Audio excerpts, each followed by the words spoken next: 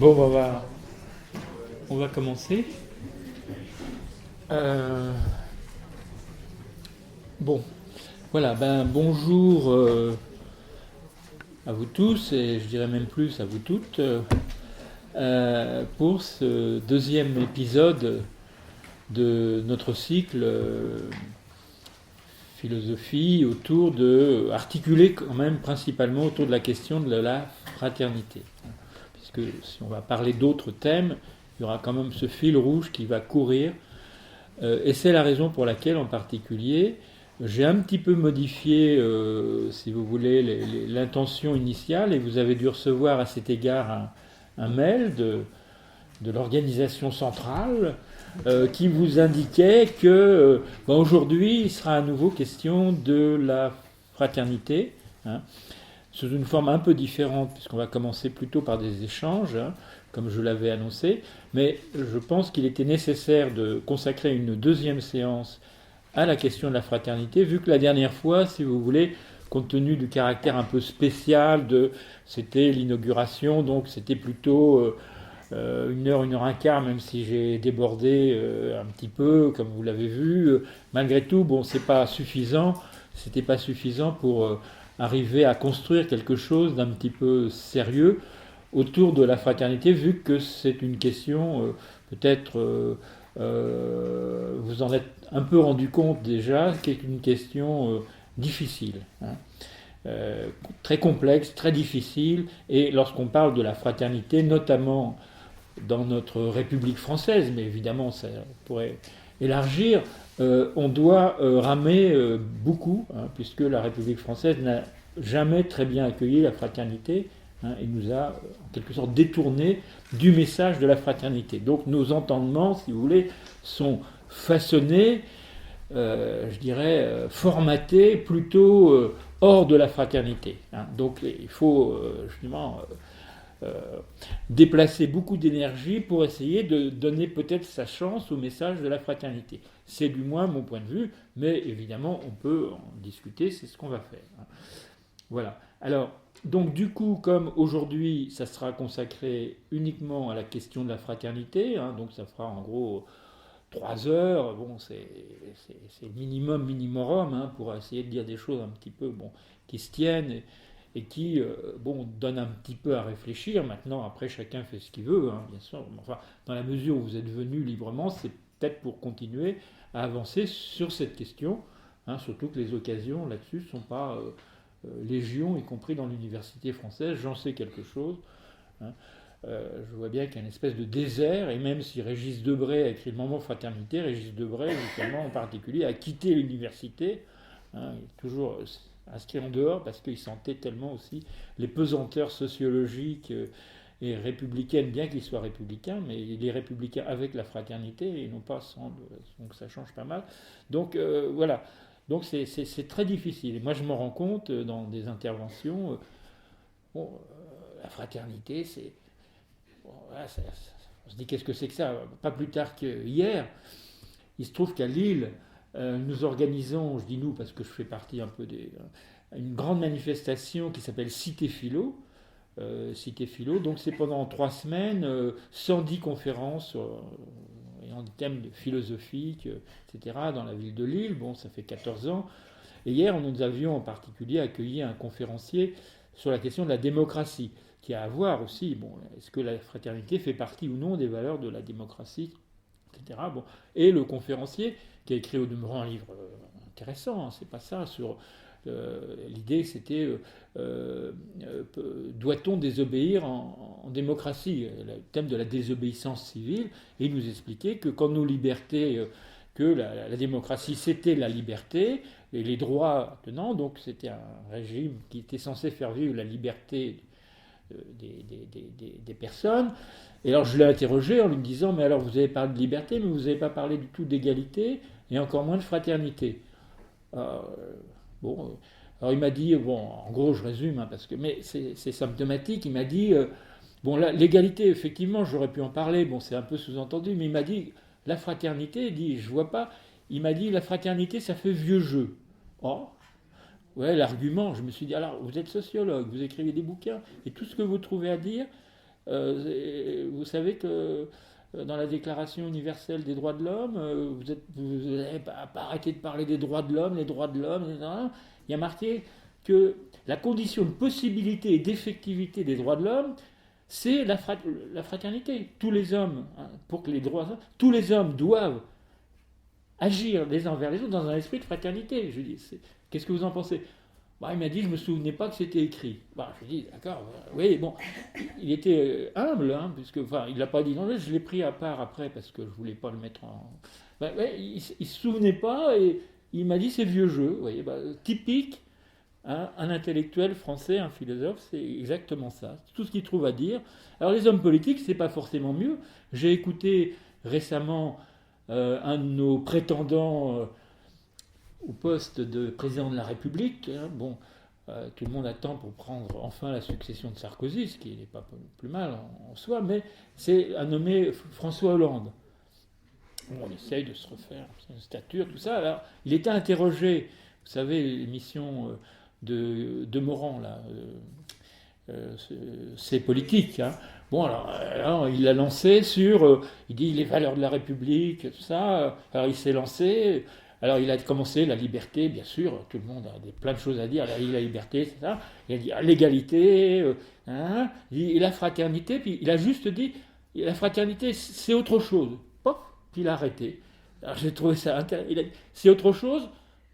Il n'a rien trouvé à dire, mais c'est typique, il n'y a rien à dire. Les hommes politiques ne disent rien sur la fraternité. Les intellectuels français, excepté Régis Debray, mais qui lui-même est une exception, etc., ne disent rien, ils n'ont rien à dire. Voyez, bon. Donc c'est pour ça que je dis, voyez, faut ramer. Hein. Alors vous, peut-être aussi, je parlais de résistance, mais pourquoi nous résistons, hein, vous savez, 1880, je vous l'avais dit, hein, c'est un idéal qui résiste à prendre corps. Pourquoi ça résiste? Hein, après tout, si c'est un bien commun, pourquoi est-ce que... Vous voyez, il y a une espèce d'énigme un peu autour de ça, une énigme à la fois philosophique, anthropologique, humaine, et c'est un peu pour ça que, bon, j'essaye, vaille que vaille, sans vouloir passer pour un maniaque ou un monomaniaque de la fraternité, parce que la fraternité, on doit la penser, évidemment, avec d'autres concepts, la liberté, l'égalité, la laïcité, on aura l'occasion d'en reparler ici. Bien sûr, c'est pas que la fraternité, mais il me semble que le concept un petit peu qui rend compte le mieux de notre affaire humaine, hein, devenir des êtres humains, mener une vie humaine, hein. Bon, ça renvoie, hein, à ça. Hein. Bon, je me suis permis d'apporter quelques textes ici. Bon, je les présente rapidement. C'est une interview là que j'avais fait il n'y a pas longtemps dans un journal qui s'appelle le journal de l'audace, l'observatoire de l'action centrale, de l'action sociale décentralisée. Il se trouve que le responsable de l'audace, Jean-Louis Sanchez, quelqu'un qui est intéressé, enfin intéressé pas comme ça, mais pour qui ça importe la fraternité. Et d'ailleurs, il a lancé en 1999, sans grand succès, mais continue, un appel à la fraternité. Bon, il avait dit notamment, il dit bon bah la solidarité, vraiment, c'est moi dans l'action sociale, on m'a parlé de solidarité tout le temps, mais je vois que la solidarité, ça tient pas. C'est pas avec ça qu'on va construire un vivre ensemble qui va tenir le coup. Bon, donc la fraternité, donc voilà. Et donc dans ce texte, il m'a demandé de faire une intervention et j'ai intitulé ça en négligeant la fraternité, on néglige l'humain, l'humain. Hein. Il y a un lien, si vous voulez, entre les deux. Hein, si vous voulez. C'est le problème de l'humain de l'homme, hein, parce qu'il ne suffit pas de dire qu'on est des hommes. Hein, on peut être des hommes barbares, on peut être des hommes humains, enfin, vous voyez, il ne suffit pas de dire, voilà, nous sommes des êtres humains, mais de quelle humanité sommes-nous habités, par quelle humanité sommes-nous travaillés? Hein, il ne faut pas régler la question, dire, voilà, nous sommes des êtres humains, des homo sapiens, hein, voilà, on sait ce que c'est. Hein. De même, lorsqu'on dit qu'il faut mettre l'économie au service de l'homme, très bien, mais quel homme? Hein, si c'est l'homme du capital, si c'est l'homme, vous voyez, il suffit pas d'avoir dit c'est l'homme pour être bon. Voilà, c'est clair, nous sommes mais on ne sait pas. Hein, on ne sait pas ce que c'est qu'être un être humain. On le sait très peu. Et Jean Jaurès le disait, un des seuls aussi. Évidemment, on n'est pas Jean Jaurès qui veut dans la République, qui essaie de donner du sens à la question de la fraternité. Il en a parlé un peu, mais pas trop parce qu'il voyait bien qu'il n'allait pas faire fortune avec ça et qu'on lui dit, écoute Jean, calme-toi avec la fraternité. Nous, tu vois, on est Voilà, bon. Et il disait l'humanité n'existe pas encore, ou si peu. Hein, il avait bien conscience, et il pensait que la fraternité pouvait donner du sens. Il l'a écrit aussi. Vous voyez, bon. Donc les deux sont quand même corrélés. Hein. Donc moi, si je vous parle de la fraternité, c'est parce que j'ai envie de parler de notre humanité, qui est encore, je dirais, improbable, incertaine. Mais voilà, c'est un travail de devenir des êtres humains. C'est pas donné, c'est pas inné. Hein, c'est un travail qui nous est proposé par qui, j'en sais rien. Hein, c'est un fait qu'il y a une espèce qui apparaît à un moment donné, voilà, qui est radicalement nouvelle par rapport à tout ce que la vie avait proposé, qu'on a appelé l'homo. Voilà. Donc il y a une hominisation de fait, les hominidés, l'homo. Mais hominisation ne veut pas dire humanisation. Faisons attention. Hein. On peut être hominisé, barbares pour se détruire, pour se faire la guerre. Hein, c'est être aussi, vous voyez, donc des êtres hominisés peuvent se détruire. C'est pas pour ça qu'ils sont humains. Vous voyez, il faut pas faire comme si télescoper les choses. Vous voyez, bon. Donc c'est là-dessus que je veux. Alors avant de, donc aujourd'hui, ensuite. Donc au mois de janvier, hein, je vous le dirai à la fin comment on se réorganise. En mois de janvier, on repartira sur la question alors de l'éducation. Hein. Il y aura 2 séances, l'éducation, la crise de l'éducation, hein, effectivement, qui a à voir aussi avec le déficit de fraternité, mais pas que. Mais bon, donc on repartira sur éduquer, apprendre. Hein. Éduquer, on sera bien si l'idée qu'être des êtres humains, ça s'apprend. Eh ben, il faut l'apprendre où à l'école, par exemple, par l'éducation. Hein. Bon, voilà. C'est pas idiot. Et rappelez-vous Martin Luther King, ou bien nous apprendrons à vivre ensemble de façon fraternelle. Nous apprendrons parce qu'on ne le sait pas. Donc comment on va l'apprendre? Comme ça ne va pas nous tomber dessus. Voilà, il n'y a pas de providence qui nous a promis ça. Hein, c'est à nous de faire en sorte que. Hein. Donc l'éducation vient naturellement après ce cycle de la fraternité. Donc il y aura un temps sur la crise de l'éducation. Et je reviendrai ensuite toujours sur l'éducation, sur le thème de l'éducation populaire, hein, si vous voulez, qui se présente un peu comme une alternative, hein, devant l'échec de l'éducation formelle, notamment nationale, républicaine, etc., qui, de mon point de vue, est un peu un désastre. D'ailleurs, on ne devrait même pas parler d'éducation, plutôt de contre-éducation. Hein. D'ailleurs, il y a un livre qui s'intitule, qui résume bien ça, qui s'appelle L'enseignement ou la contre-éducation. On ne fait pas d'éducation en France. Ou alors, appelons éducation n'importe quoi. Hein. Donc il n'y a pas, à proprement, il y a peut-être de l'instruction, de la formation. Mais bon, donc l'éducation populaire s'est présentée comme une alternative. Et ici, on est dans une université populaire. L'université populaire, c'est un rameau, justement, où on doit apprendre, qui doit être une alternative, justement, au déficit, enfin, au fait que l'éducation ne satisfait en rien, si vous voulez, le fait que nous apprenions à devenir des êtres humains. Hein. Et si vous voulez que nos écoles sont loin d'être, comme le disait un disciple de Jean-Jacques Rousseau, des écoles créatrices d'humanité. Hein, ça se saurait si on créait de l'humanité dans les écoles. Bon. Donc il y aura 2 temps sur l'éducation, hein, un troisième ensuite sur la laïcité. Éducation populaire, hein, c'est laïque. Laïque, ça veut dire quoi en grec? Laos, c'est le peuple. Mais ce n'est pas le démos de démocratie. Alors, on verra là aussi, il faudra s'éclaircir un peu les idées. Hein. Qu'est-ce que c'est que le Laos? Le peuple, hein, rassemblé, uni, justement, fraternel. Donc la laïcité, on reviendra sur la question de la laïcité pour l'approfondir. Parce qu'on dit que la France est un pays laïque, on s'enorgueillit, etc. Je vous montrerai que... non, il ne faut pas se faire trop d'illusions. La France n'est pas spécialement laïque au sens, si vous voulez, d'unir, de rassembler le peuple, de créer de l'inclusion et non pas de l'exclusion, etc. Bon, donc j'essaierai de revisiter la laïcité à la française, et là je vais peut-être vous faire de la peine, parce que la France est laïque, donc on croit tous, on est laïque. Bon, mais bon, je rame un peu en contre-courant, mais bon, je prends des risques. Hein. Enfin, j'espère repartir à Lille vivant. On verra, monsieur a des doutes, mais c'est pas grave.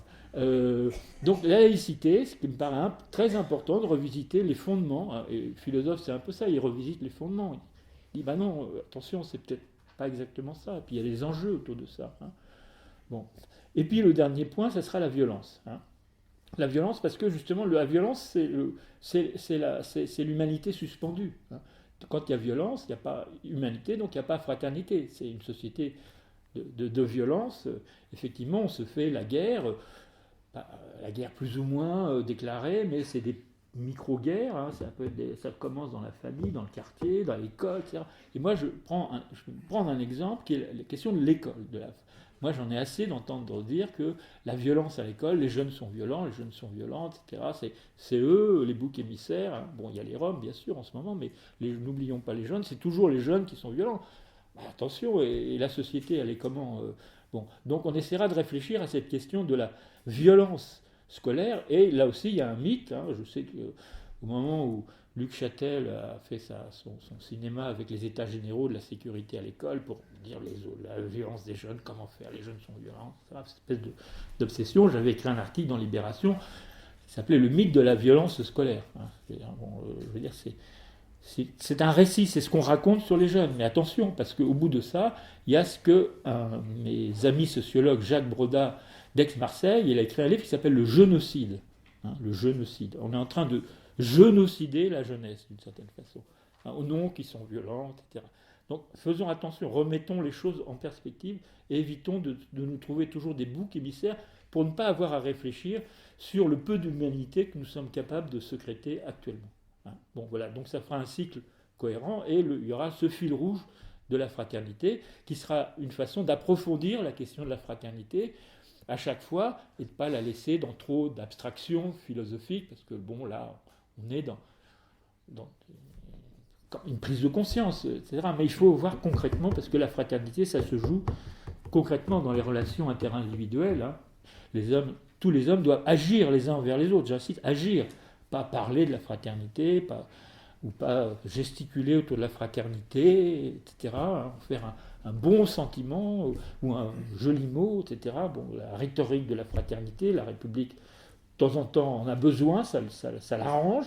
Hein. Et puis au contraire, c'est un beau sentiment, fraternité, bon, une émotion. Puis après, plouf, quand l'émotion est partie, la fraternité disparaît. On est bien avancé.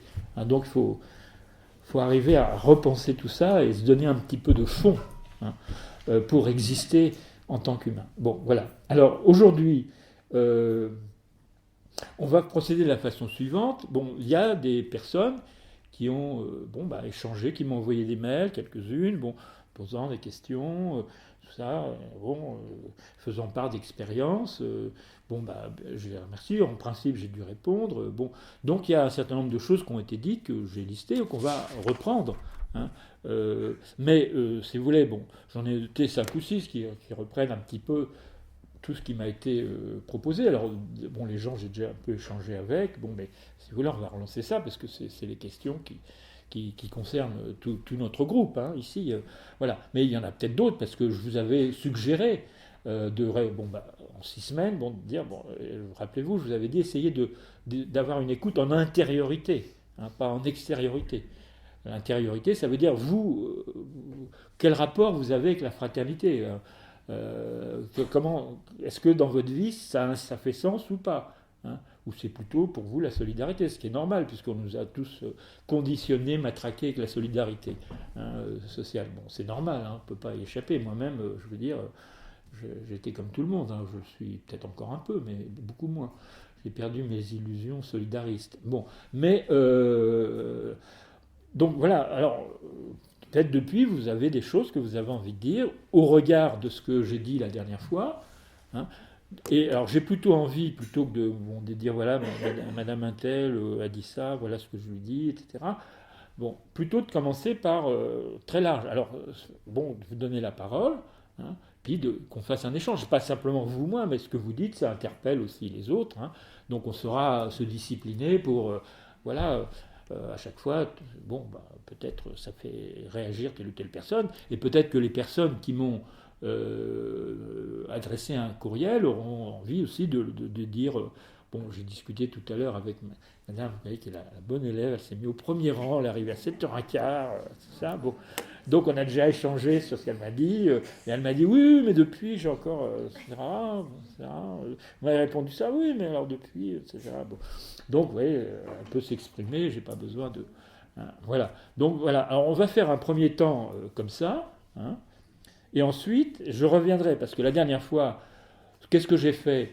Surtout, j'ai plutôt essayé de faire un état des lieux, de faire bouger un petit peu les représentations, de dire, bon voilà, fraternité, bon, hein, une espèce d'enquête sur cette énigme, cet objet bizarre, ce signifiant flottant, comme disent les linguistes, hein, ça flotte, on ne sait pas très bien d'où ça vient, où ça va, cette question de la fraternité. Bon, j'ai essayé de mettre en perspective solidarité, fraternité, mais il y a des gens qui nous disent, bah, écoutez, vous y allez un peu fort quand même, la fraternité, la solidarité, c'est pas si mal. Alors, tout ça, est-ce que la fraternité n'est pas un peu totalitaire? Elle veut faire le ménage autour d'elle. Bon, genre, bah, c'est normal hein, que vous résistiez, je comprends parfaitement. Et puis, on verra que c'est. Oh, j'aurai l'occasion peut-être de repréciser les choses avec un peu plus de finesse sur la solidarité, car d'une certaine façon, on peut réhabiliter la fraternité, la solidarité, à condition de la penser à partir de la fraternité, et pas sans la fraternité et contre la fraternité. Bon, donc ouais, des questions, donc tout est ouvert, donc allez-y, hein, on fait un échange, et puis ensuite je reviendrai, la deuxième partie que je n'ai pas traitée la dernière fois, sur maintenant comment faire, hein, si vous voulez maintenant, si la fraternité est une valeur de résistance, c'est un peu le thème, puisque le thème de cette année, là, c'est la résistance. Hein. D'abord, il faut résister. La résistance, c'est la résistance intérieure, c'est résister hein, à ce à quoi nous résistons. Hein. C'est-à-dire, voilà, la première résistance, c'est à l'égard de soi-même. Pourquoi nous résistons, nous, à la fraternité? Si on le sait et si on a l'esprit clair, alors deuxièmement, on sait, on peut faire de la fraternité une valeur de résistance, parce qu'on habitera la fraternité et on pourra penser qu'autour de la fraternité peut s'organiser une résistance à la fois mentale, psychique, mais une résistance morale et une résistance politique. Et on saura pourquoi. Voilà, c'est un petit peu des choses que j'essaierai de vous dire en deuxième partie après cet échange. Donc voilà, les choses sont un petit peu dites. Maintenant, à vous la parole, parce que si vous ne la prenez pas, je suis tellement bavard que dans un quart d'heure, allez-y.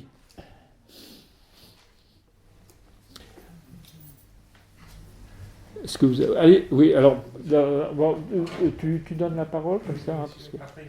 Voilà, allez-y, monsieur. Hein. Non, c'est pas de chance parce que je vais plutôt aborder les choses par l'extérieur, je m'excuse. Ah, ben, d'accord, oui, non.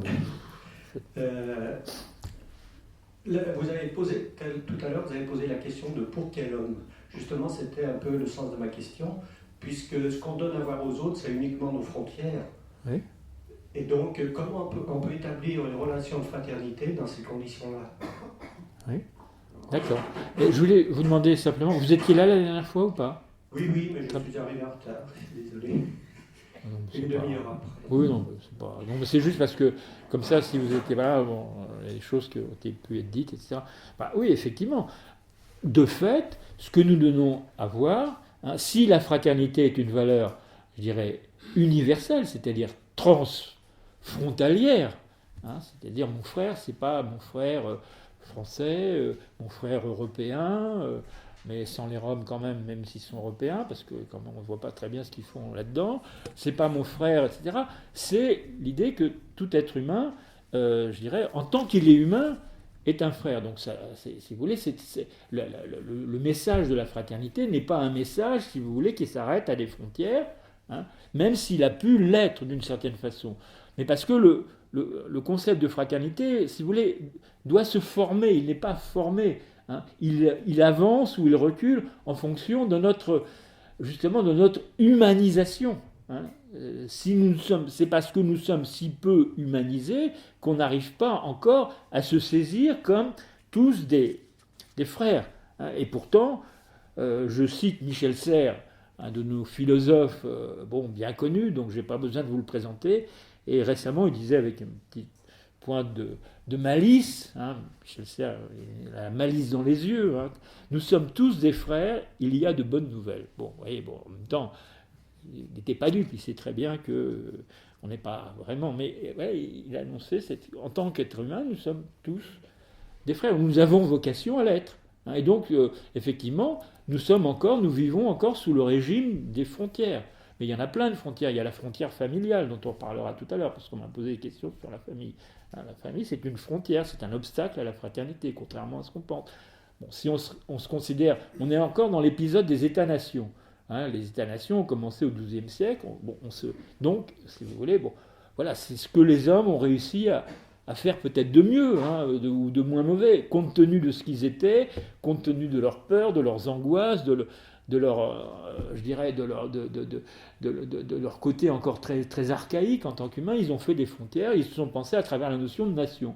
On vit dans des nations, et même, vous voyez, l'Europe, le mal qu'on a à l'Europe, parce qu'on dit on est européen, donc etc. Mais tout de suite, dès que ça ne va pas, hop, on récupère le vieux réflexe de la nation, qui est ancré depuis 8 siècles. Bon, c'est normal. Et donc, il y a des gens qui font leur fonds de commerce là-dessus, qui attisent toute une espèce de haine, de rhétorique, de la peur, etc. Bon, vous savez, je n'ai pas besoin de vous désigner les... Mais même ceux qui ne le font pas, qui ne le disent pas, ils le font d'une certaine façon. C'est pas sûr que l'idée européenne qui ouvre les frontières. Mais après ça, vous devez ouvrir encore. La fraternité, ça doit se gagner, si vous voulez, à chaque fois. C'est un combat où on ouvre à chaque fois les frontières. Et si on dit que tous les hommes sont des frères, il faut... Si le tous a un sens, ça veut dire c'est tous sans exception. C'est-à-dire à chaque fois, je dois abolir une frontière qui est une frontière mentale d'abord, psychique, qu'on a dans notre tête. Alors elles se traduisent par, déjà dans la famille, elles peuvent se traduire régionalement, des oppositions, etc., nationalement, encore une fois. Il y a la France c'est pas l'Allemagne, tout ça, bon, on fait semblant de... Et puis on s'aperçoit que les gens se font la guerre, sans le savoir, on veut être plus fort que l'autre, tout ça, ça n'a rien à voir avec la fraternité. Évidemment. Donc, voilà, c'est un fait, justement. Je dirais c'est un fait que nous ne sommes pas capables, si vous voulez, de nous poster collectivement et déjà individuellement. Tout le monde, et moi le premier, je constate que parfois, c'est pas très clair tout ça. Mais voilà, il ne faut pas s'accuser de ça. C'est l'état de l'évolution de notre humanité. C'est-à-dire, on est hominisé, mais on n'est pas encore... L'humain de l'homme n'est pas si clair que ça, la preuve. Et donc, il faut voir ça dans une perspective, je dirais, d'avancer, dans le meilleur des cas.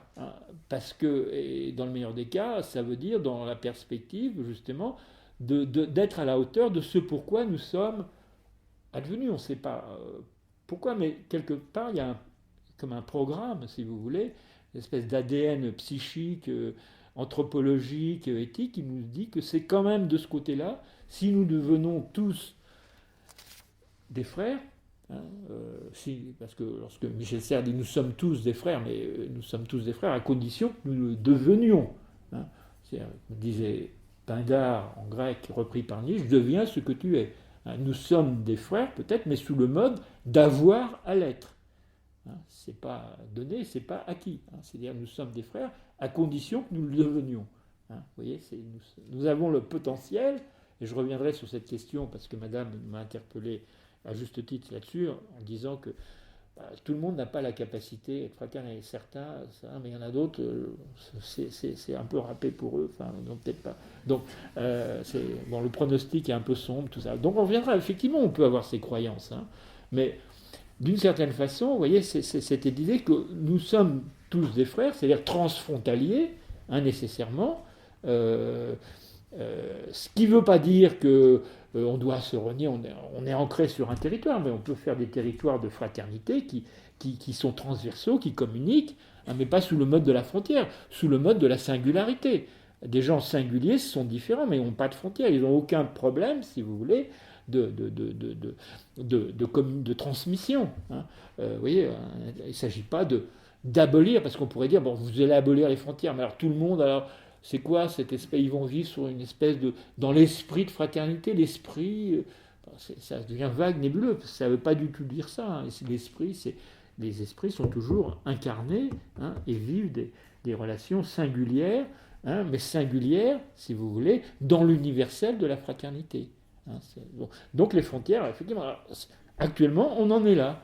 Alors, ce qui est intéressant, à mon avis, c'est pas de s'en désoler, de s'en plaindre, mais de comprendre. Moi, si vous voulez, l'esprit de fraternité, moi, j'accuse personne, j'essaie de comprendre.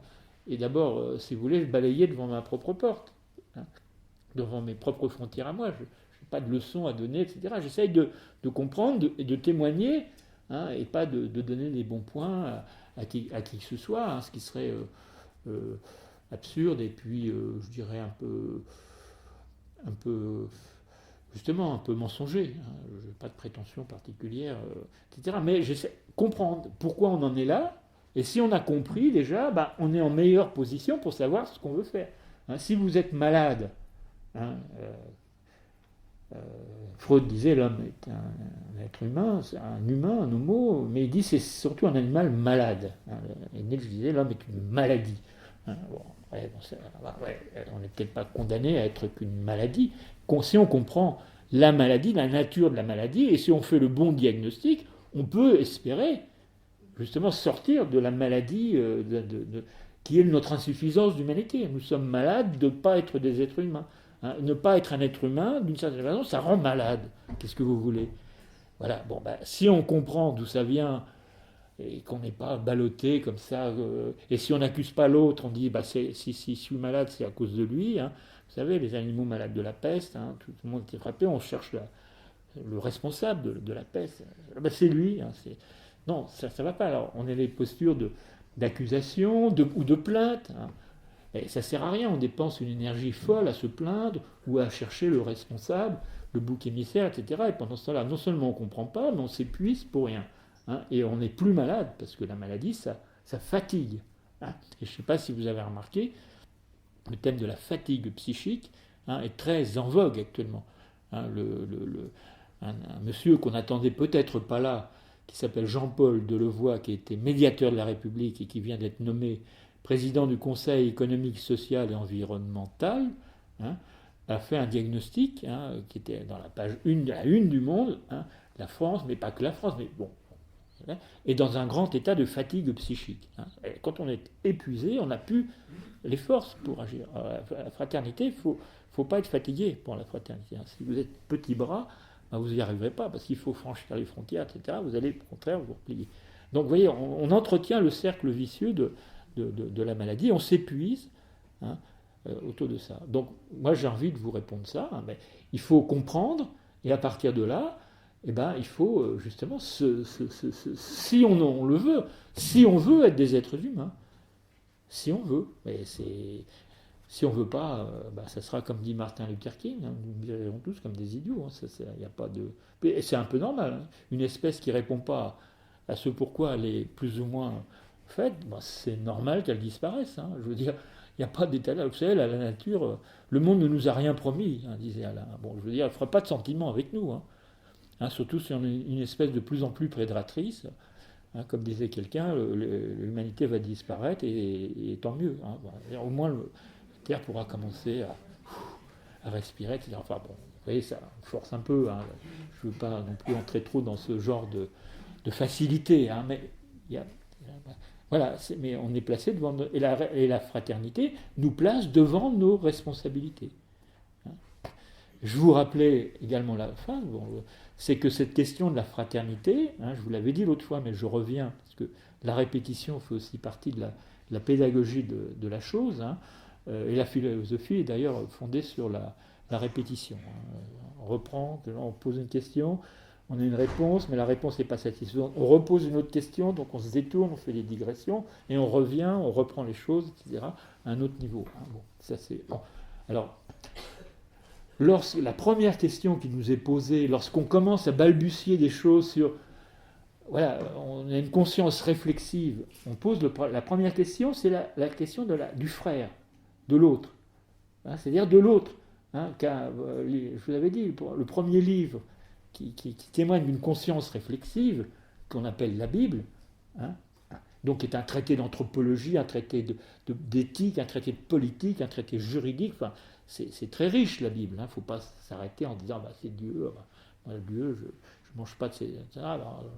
Non, c'est très... La première question qui nous est posée, ce n'est pas la liberté et l'égalité, c'est d'ailleurs la grande erreur de la République, c'est de commencer par la liberté, et puis ensuite l'égalité, puis la troisième.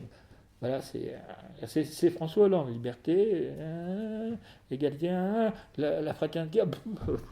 Bon, ouais, il n'y a plus rien à...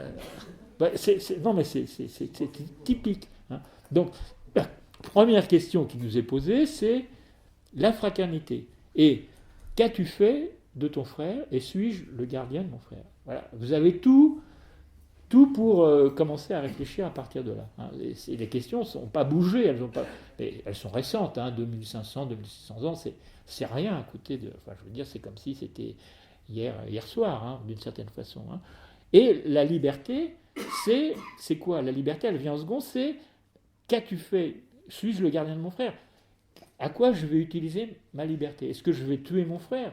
Et pas seulement, vous voyez, dans la Bible, c'est symbolique, c'est pas simplement le frère... voilà, c'est parce que c'est papa et maman, on a le même, c'est le frère, c'est le problème de l'autre. Vous voyez, il faut s'élever un peu, il ne faut pas en faire une petite histoire sombre, familiale, là, une sinistre famille dans leur coin, etc. Bon, non, suis-je le gardien de mon frère? Est-ce que je suis responsable de mon frère ou pas? Hein, voyez, on est à la question. Et ma liberté, si vous voulez, elle est posée devant la question de la fraternité, c'est-à-dire de mon humanité, et on ne fera pas humanité tout seul, chacun sur une île, etc. C'est un destin collectif qui est proposé à une espèce qui est l'espèce humaine, d'accord, qu'on a baptisée comme ça. Alors il faut assumer. Donc vous voyez, c'est une responsabilité qu'on a par rapport aux frontières, etc. Pas se dire, bah ouais, c'est comme ça, bah oui. Si tout le monde dit, bah ouais, c'est comme ça, bah voilà, il faudra payer ça au prix qu'on commence déjà à le payer. Hein. Mais pour moi, c'est une question de logique, la fraternité. Hein. C'est presque, je dirais presque géométrique, mathématique. Je veux dire, s'il y a ça, il y a ça. Bon. Hein, c'est pas un sentiment, c'est pas d'abord une émotion, ça l'est aussi un sentiment. Hein, mais c'est pas que ça. Hein, c'est surtout pas que ça. Moi, je suis très pour dire que la fraternité, c'est pas d'abord un sentiment, comme ça, un truc un peu. Voilà, on y va au pif, et on a une émotion, puis après elle retombe, donc ça disparaît, on a autre chose. Alors, on comprend plus, on se dit, bah tiens, j'avais l'impression d'être fraternel, maintenant je... Voilà, on est dans la confiance. C'est d'abord une question de logique. Hein, bon, moi je le ressens comme ça, c'est une intelligence de nous-mêmes, au sens fort du mot intelligence. Qu'est-ce que ça veut dire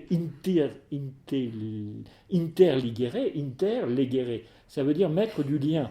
Léguérer, c'est le lien. Inter, c'est mettre du lien entre les choses. Être intelligent, c'est relier. Hein, c'est nous apercevoir de quel lien devons-nous construire pour pouvoir vivre ensemble. Être intelligent, mais d'humanité. Et moi, je répète toujours d'humanité. Moi, ça ne m'intéresse pas l'intelligence spéculative, l'intelligence pour des trucs. C'est l'intelligence, si vous voulez, qui nous rend humains. Hein, et interlegere, regardons le mot, il nous tend les bras, il nous ouvre les bras, le mot. Je veux dire, il suffit de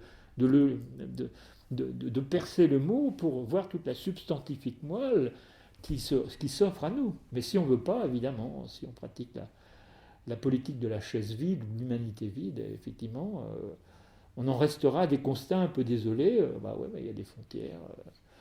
Les hommes ont l'air de tenir aux frontières, etc. Ouais, on comprend pourquoi, mais voilà, il faut... ça nous fait travailler.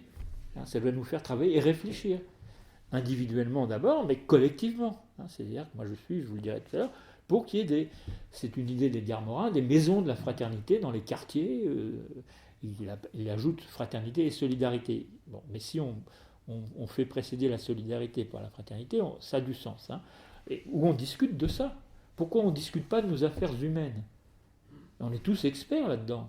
On n'a pas besoin de quelqu'un qui... Vous voyez, pourquoi on ne discute pas à cette hauteur-là?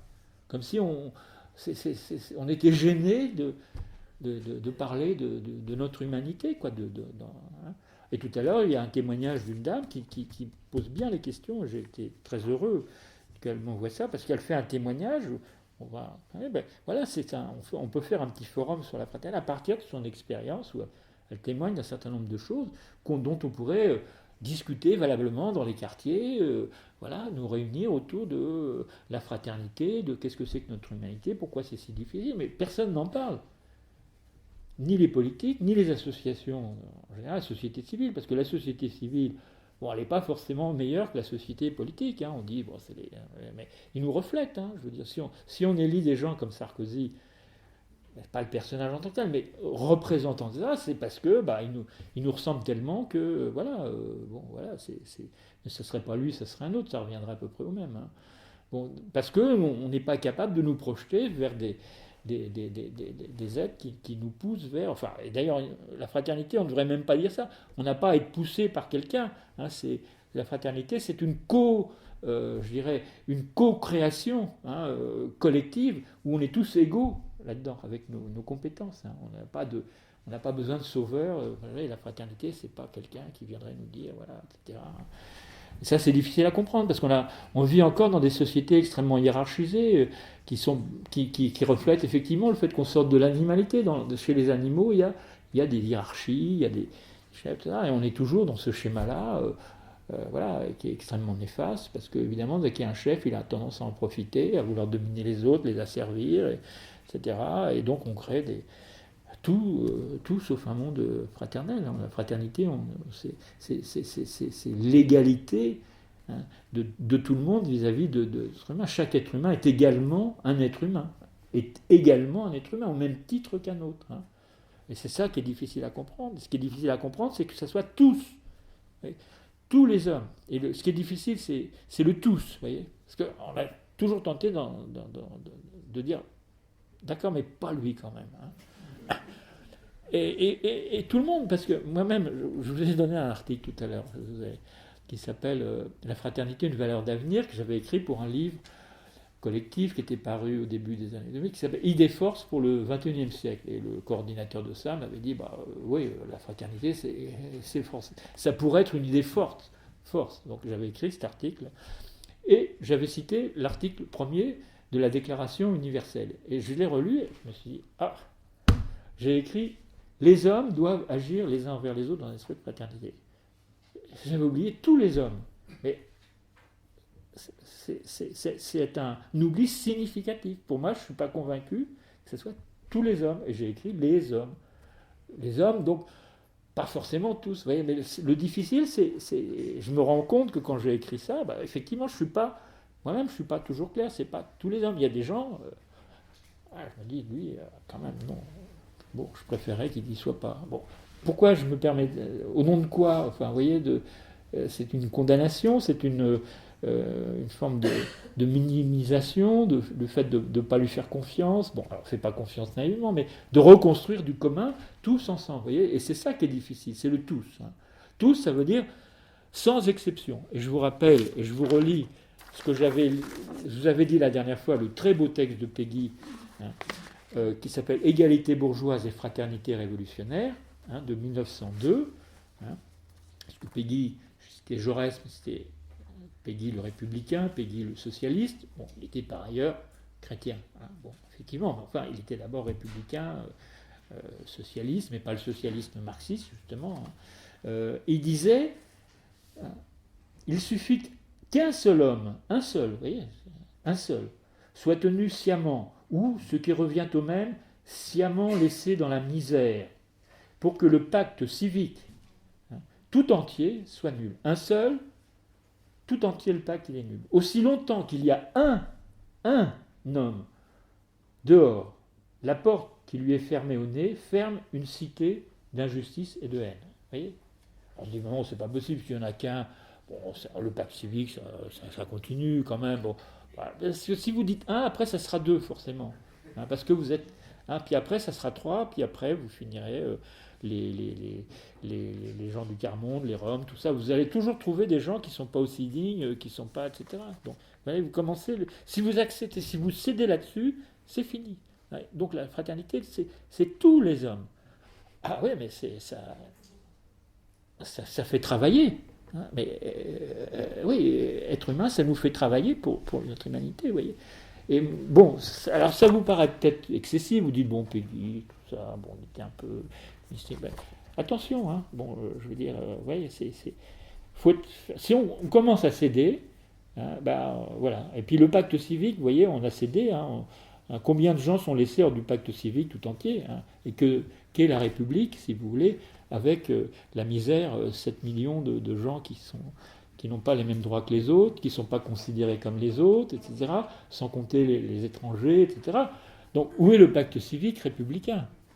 Où est-il, honnêtement ? Bon, j'essaie de comprendre, je jette la pierre à personne, puisque moi-même, je ne suis pas forcément toujours aussi brillant que mes paroles pourraient donner l'impression. Hein, bon.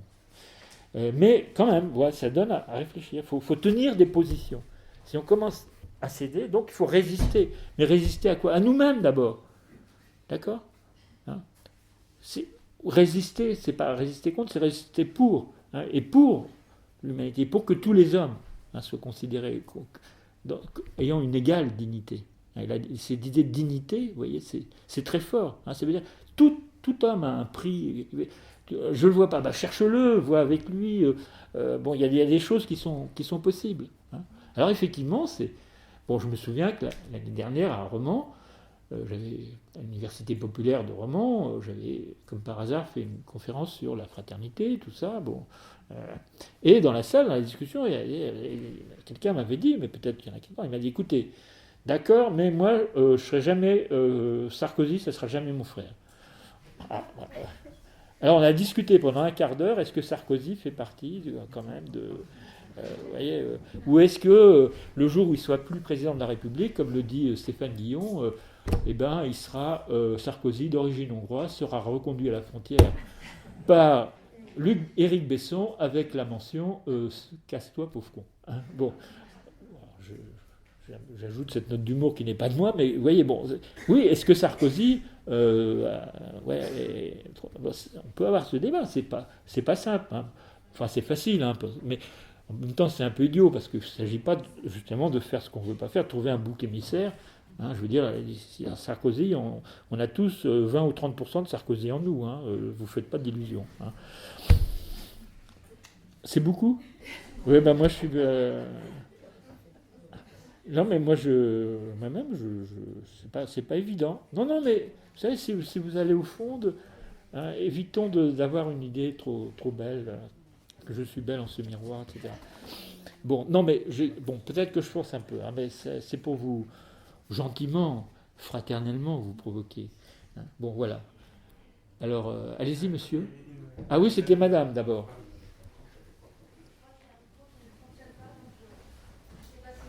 Oui, là, pour l'instant, ça va.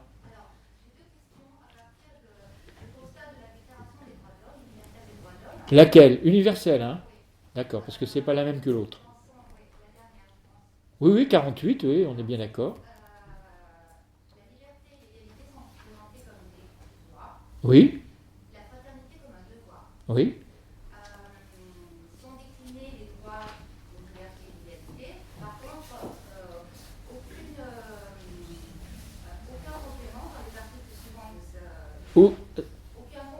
oui, oui, oui.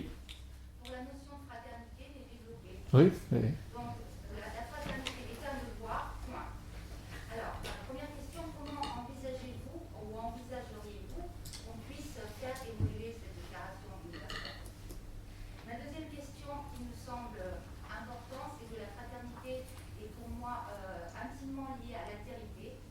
oui.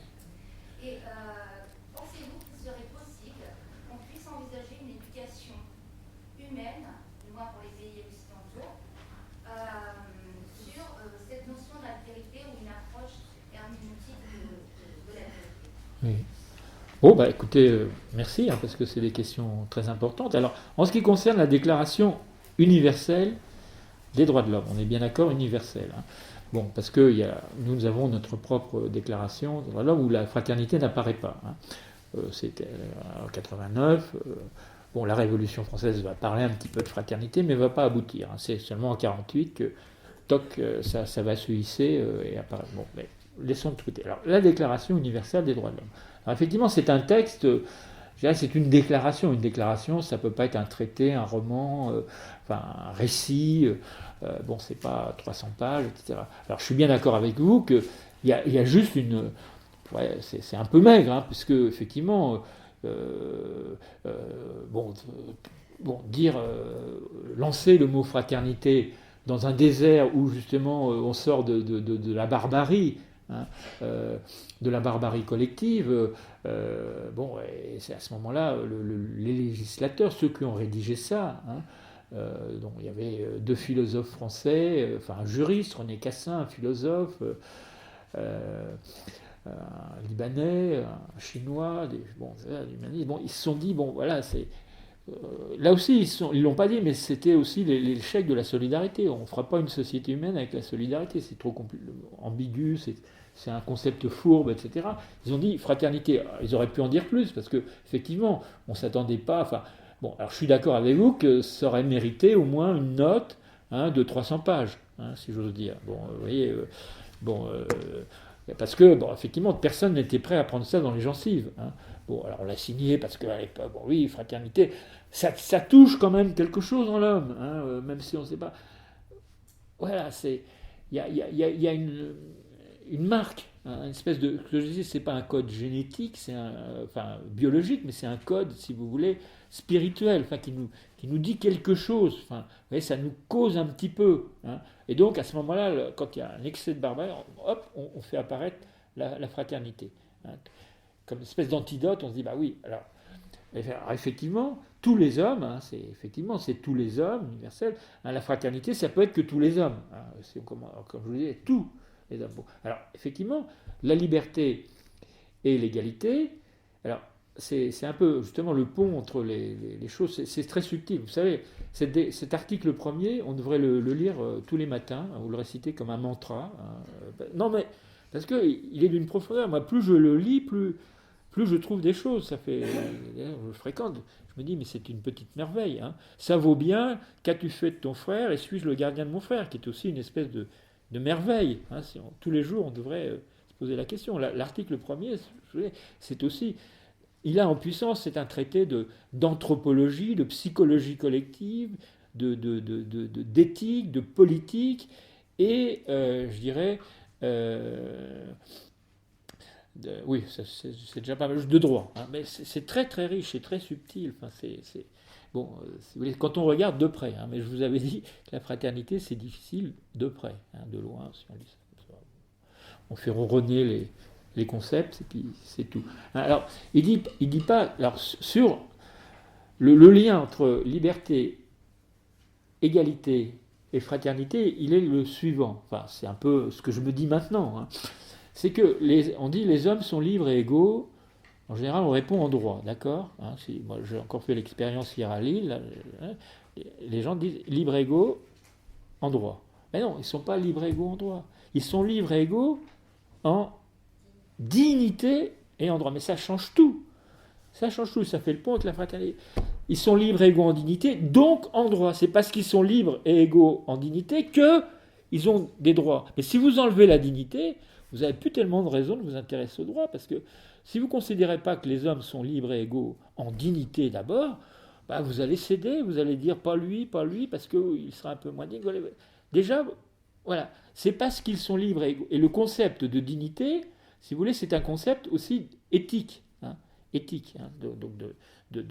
qui pose des valeurs, enfin, des valeurs qui sont des valeurs qui caractérisent notre humanité. L'éthique, je vous rappelle que éthique, ça vient d'un mot grec, ethos, l'éthos, qui veut dire les mœurs. Mais, si vous voulez, concerne l'homme, si on fait une traduction à la fois anthropologique et ontologique, c'est nos manières d'être, de penser et de faire en tant qu'être humain. C'est notre ethos, c'est notre tissu. C'est notre ethos. Nous avons un ethos potentiellement d'humain. C'est cet ethos-là qui nous inspire l'idée de dignité. Elle vient quelque part. L'idée de dignité, elle n'est pas apparue comme ça. Bon, elle est venue plutôt par des philosophes, mais aussi des juristes. Bon, ça ne tombe pas du ciel. À un moment donné, notre ethos, c'est, je dirais, affiné pour qu'on puisse penser l'idée de dignité.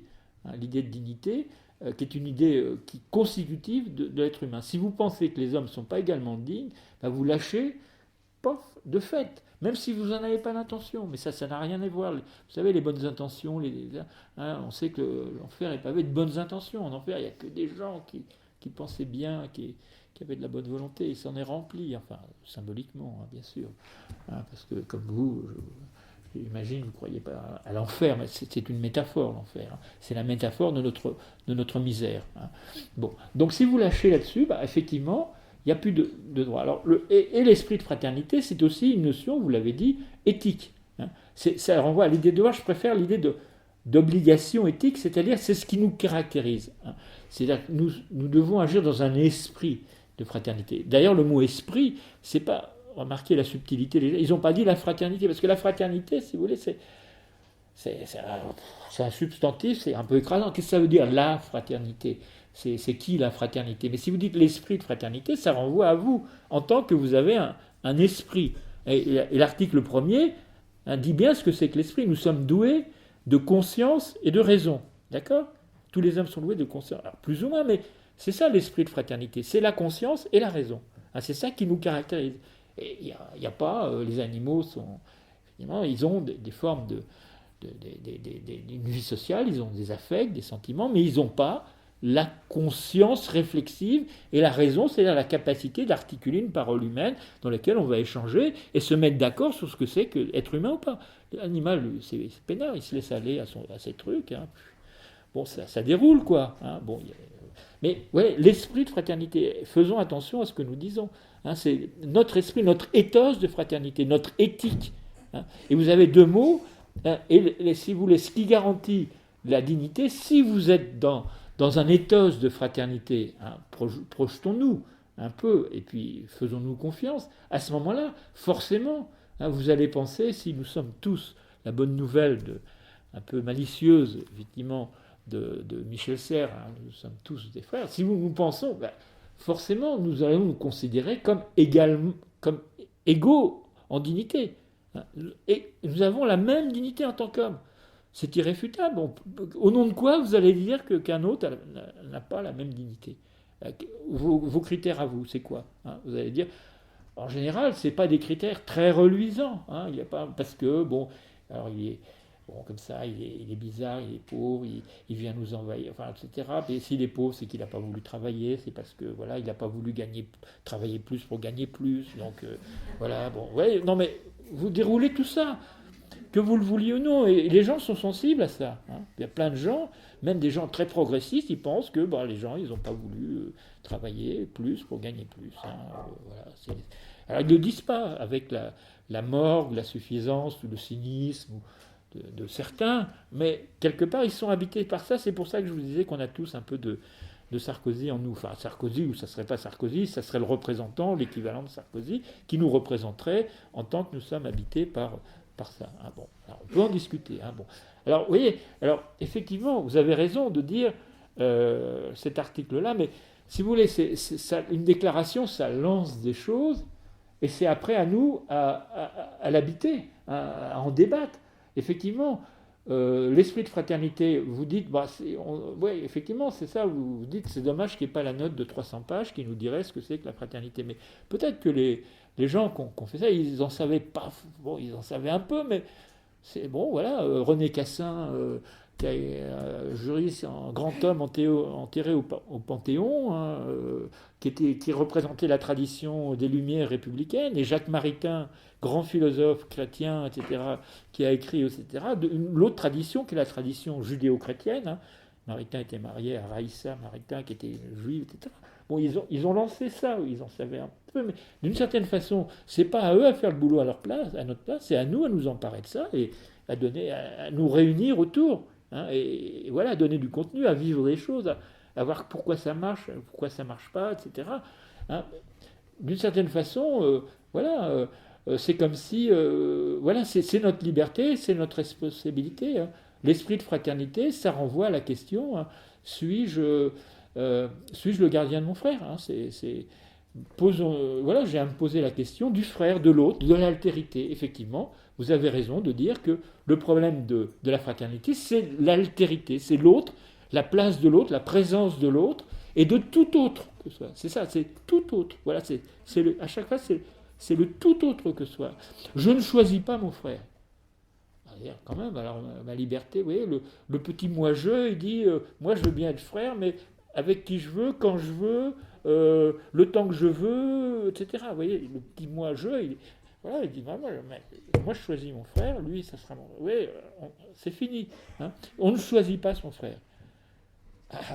Il faut assumer après. Hein. Mais si vous choisissez votre frère, c'est fini. La fraternité, c'est nous sommes tous convoqués sur cette relation, hein, extrêmement difficile, hein, de l'altérité, c'est notre problème. C'est-à-dire nous ne savons pas que faire de l'autre.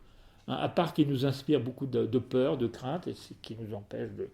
Hein, c'est la peur, enfin les deux grands obstacles, ben, je ne vais pas développer ici, mais peut-être j'en reviendrai tout à l'heure.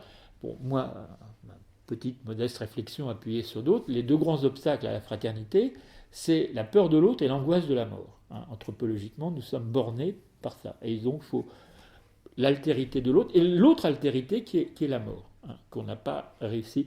Lorsqu'on la mort, on sera pacifié avec l'idée que l'on meurt, hein, du sens de la mort, on sera aussi plus disposé à être fraternel. Bon, pas ça, il faudrait que je développe ça, c'est complexe. Mais voilà nos deux grandes résistances. Hein, et voilà, bon. Ben, le proposeur de parole. On ne choisit pas. Voilà, je parlais fort. Ça marche pas. Ouais. Donc vous dites, on ne choisit pas son frère. Non. Bon. Alors effectivement, j'ai un frère, je ne l'ai pas choisi. Et non, ça ne fonctionne pas. Mais vous parlez d'un frère biologique. Voilà. C'est tout autre. Oui, allez-y. Alors, il se trouve qu'avec ce frère, oui. alors ce frère de mon père et de ma mère, oui. J'avais une relation particulière qui, pour un motif donné, s'est rompue. Oui. Et c'est ce qui m'a fait que je me suis intéressé à ce thème de la fraternité. Oui. Je pense actuellement qu'il faut déjà faire la différence entre fratrie et fraternité. Oui. Et que le terme fraternité a aussi été capté par tout un aspect religieux. Et que donc je vois déjà trois séparations de thèmes. Hein, Oui. tout ce qui est de la fraternité, mon frère des écoles chrétiennes, par exemple, etc. Hein, voilà, le religieux. Et puis ce que je pourrais appeler la fraternité laïque, je vais l'appeler comme ça, ou civile, enfin je ne sais pas comment la nommer. Oui. Hein. Bon. Mais cette fraternité-là, enfin j'ai un exemple, par exemple, le fromager qui fabrique les yaourts, hein, est-il en relation fraternelle avec le directeur de Danone? Hein, voilà, une question, entre autres. Voilà. Et je me dis qu'en fait, dans ce que je perçois, c'est que la fraternité, il y a un sentiment de classe, un sentiment de combat, nous combattons ensemble. Et par exemple, les droits de l'homme, c'est pas à prendre l'article un tel isolé, c'est tous les droits de l'homme à la fois. Et si on parle de fraternité, c'est parce qu'on veut tout ça à la fois, tout ce qui est marqué dedans. C'est-à-dire, par exemple, comme vous le disiez, la dignité, etc. Et y a-t-il une dignité quand un certain président de la République vous dira « casse-toi pauvre con ». Non, je ne me sens pas, même étant sous la même République, liberté, égalité, fraternité, en combat de fraternité avec cet homme-là. Et donc, alors, y a-t-il universalité? Je dirais, il y a une universalité par les personnes qui se sentent dans le même combat pour faire advenir une certaine forme, alors de dignité, de respect, de tout ce qu'on voudra. Mais je ne pense pas que l'universalité puisse être causée tout le monde. Ne puisse être. C'est pas tout le monde. Il reste une façon de voir les choses sous un aspect, alors je vais dire de classe, pour préciser, pour spécifier. On peut peut-être l'appeler autrement. Mais bon, par exemple, si on prend le petit bouquin de Stéphane Hessel qui vient de paraître actuellement, c'est pas n'importe quoi comme fraternité. Hein, c'est un combat collectif pour faire venir quelque chose qui soit alors une humanité d'une certaine nature, d'une certaine coloration. Oui. Alors, c'est ça la question. Alors, ne faut-il pas, par la fraternité, faire des séparations? Je ne parle pas de fratrie, je ne parle pas du domaine social, je parle du domaine civil, par exemple. Et faut-il parler alors d'universalité ou peut-être d'un champ d'application ou d'un secteur de partage, enfin je ne sais pas. Hein, voilà. D'accord. Alors, pour être sûr de comprendre, vous me posez une question, mais j'ai du mal à comprendre parce que d'une certaine façon, ce que vous dites, c'est un peu ce que j'ai dit. Enfin, je n'ai pas dit que la fraternité existait actuellement. J'ai dit que c'est un impératif. J'ai dit, nous sommes frères sous le mode de devoir l'être. Donc, c'est qu'on ne l'est pas. Hein, donc, il y a des séparations, elles existent. Et que la famille, c'est le lieu le plus difficile, j'en parlerai peut-être tout à l'heure, pour fabriquer de la fraternité, on verra pourquoi, etc.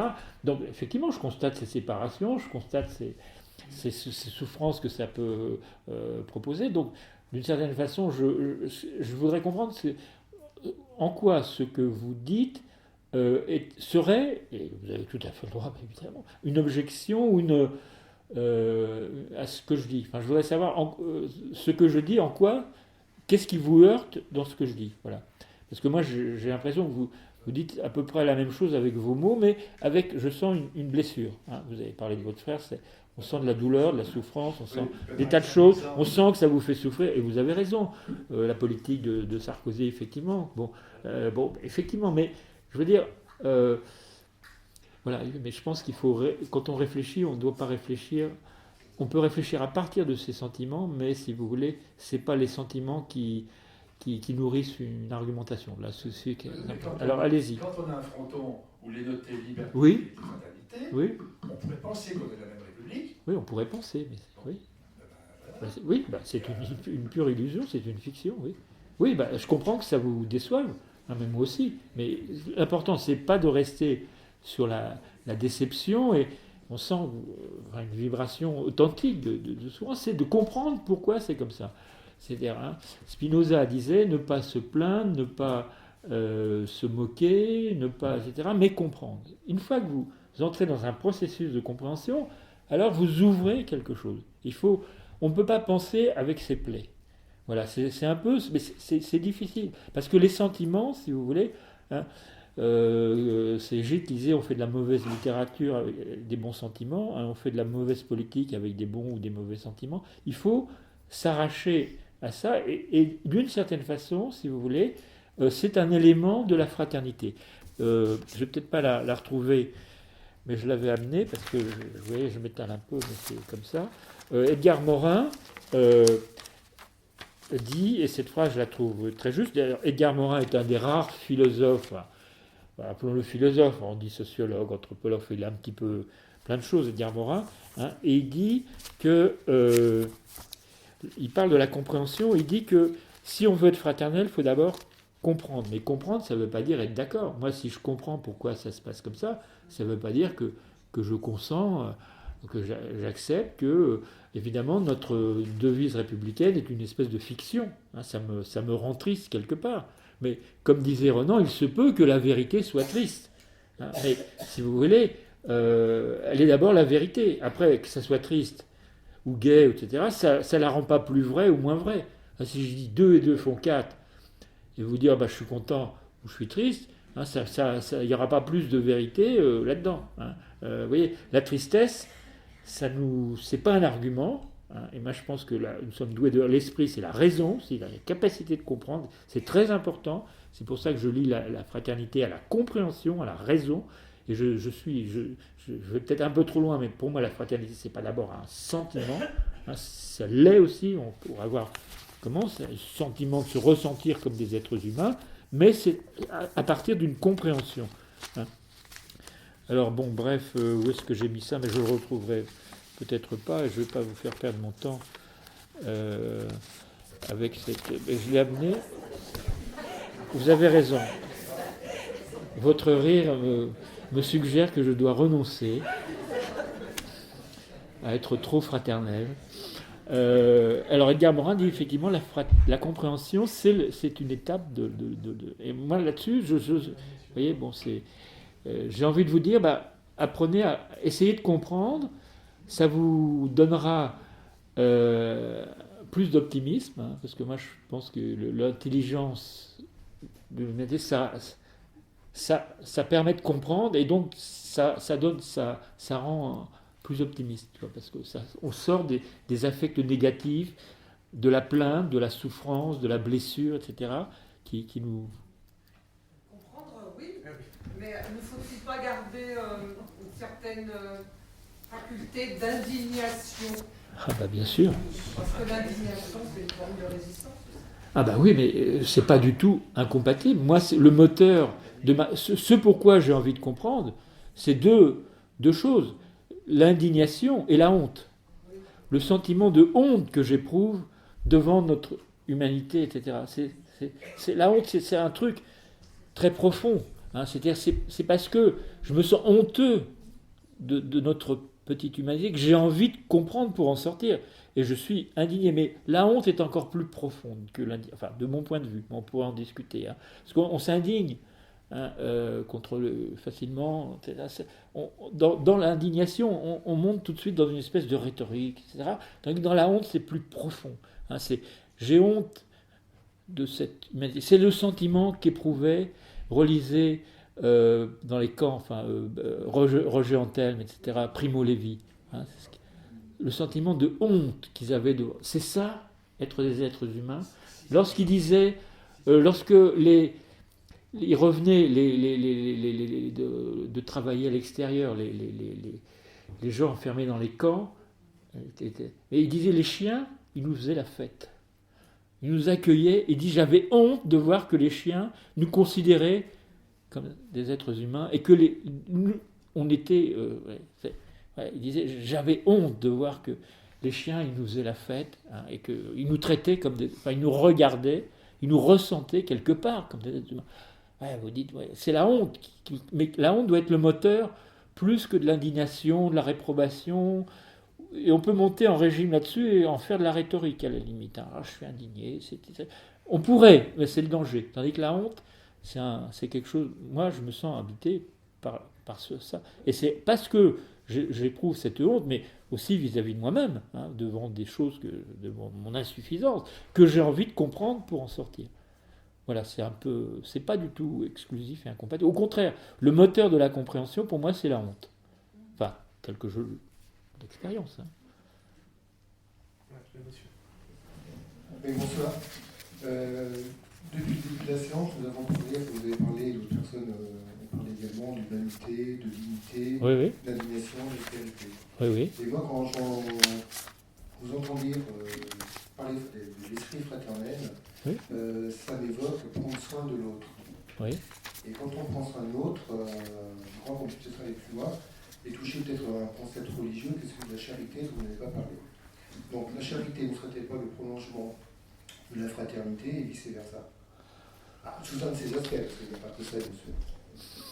Oui, alors c'est une vraie question, hein, parce que le soin, effectivement, hein, d'ailleurs, si je prends Lévinas, qui quand même travaillait beaucoup cette question de la fraternité, il parlait du soin de l'autre, il parlait du souci de l'autre. Hein.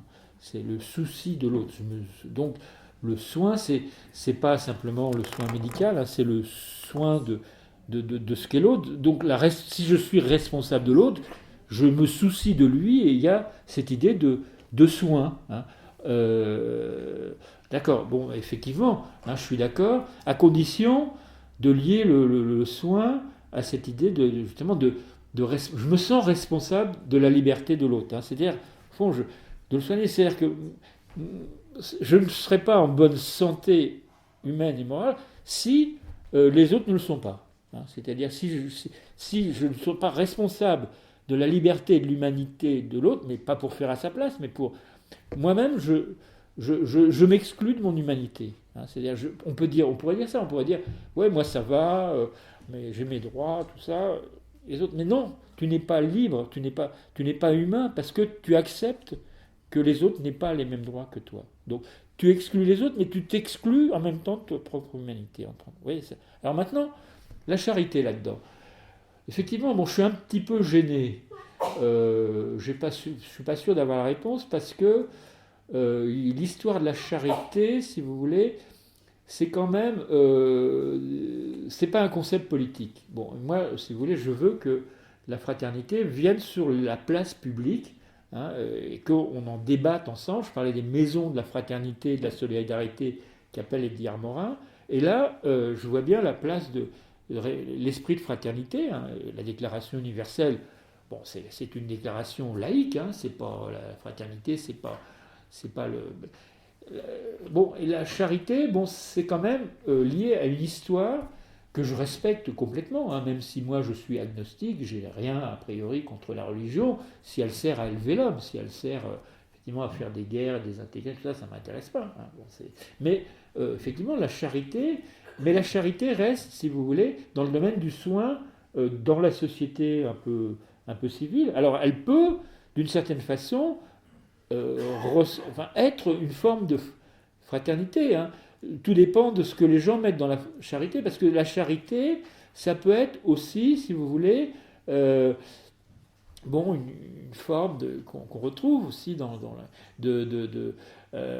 voilà, je te soulage, hein, je te soigne, mais pour te soulager, mais pas pour, voilà, on veut bien soulager les gens, les soigner, mais pas forcément en faire des êtres égaux, hein. La charité ne s'intéresse pas forcément aux droits, et moi je tiens dans l'espace public que les droits, hein, effectivement, sont les témoins, les objectivent la dignité. Effectivement, il suffit pas, si on dit les âmes sont dignes, bon voilà, c'est tout, mais donc ils ont des droits. Et ces droits, voilà, c'est les droits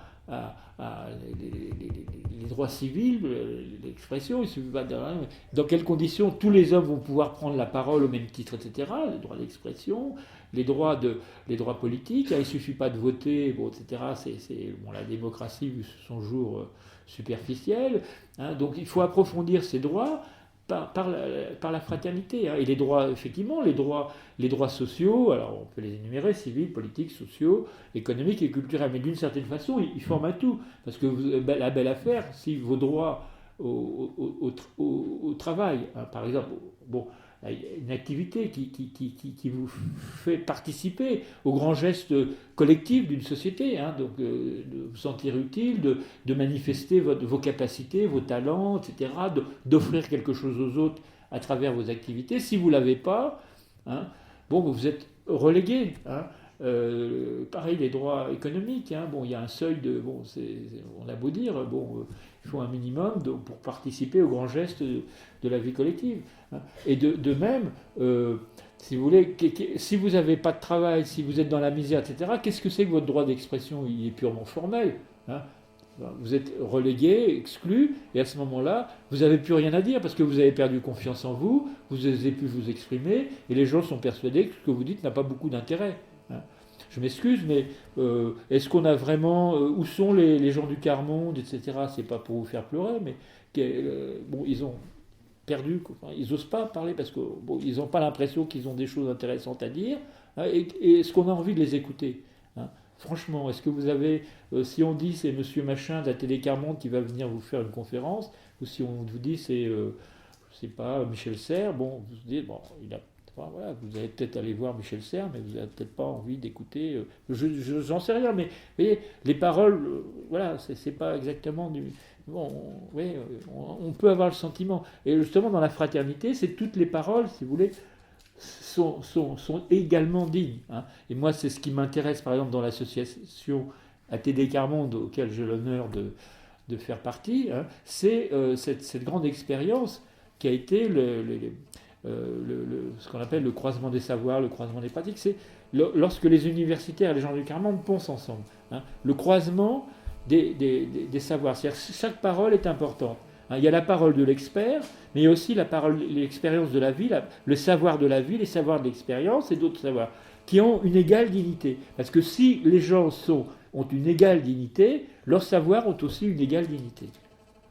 Ah, bah oui, il faut être logique, hein. Si vous dites qu'ils sont dignes, mais ce qu'ils disent, c'est pas intéressant. Vous leur ôtez quelque chose. Et moi, j'ai appris ça parce que, je ne veux pas me mettre en avant, mais je parle de mon expérience, c'est un peu normal, je ne voudrais pas parler de...